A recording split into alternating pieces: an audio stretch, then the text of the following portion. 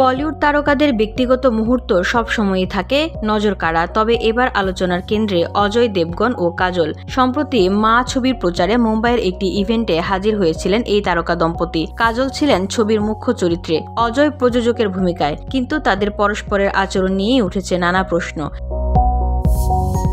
ইভেন্টের একটি ছোট্ট মুহূর্তেই এখন ভাইরাল। সেখানে দেখা যাচ্ছে একই মঞ্চে পাশাপাশি দাঁড়িয়ে কাজল 3 বার তাকিয়েছেন অজয়ের দিকে, কিন্তু অজয় একবারও স্ত্রীর দিকে ফিরেও তাকাননি। তার দৃষ্টি ছিল সাংবাদিকদের দিকেই। স্বাভাবিকভাবেই এই ভিডিও নিয়ে চর্চা শুরু হয়েছে নেট দুনিয়ায়। অনেকেই বলছেন, একজন স্ত্রী যখন এমনভাবে স্বামীর দিকে তাকান, সেখানে স্বামীর প্রতিক্রিয়া না পাওয়া অস্বাভাবিকই বটে।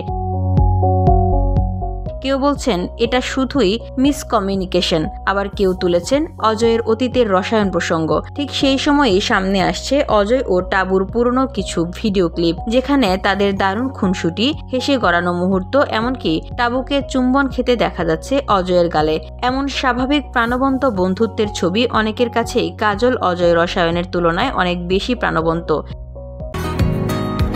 বসুন্ধরা, উত্তরা, বনশ্রী, কুড়িল ও বাড্ডা সহ রাজধানীর বিভিন্ন স্থানে অভিজাত ও অত্যাধুনিক মানের ফ্ল্যাট কেনার এক নির্ভরযোগ্য প্রতিষ্ঠান প্লেজেন্ট প্রপার্টিজ লিমিটেড।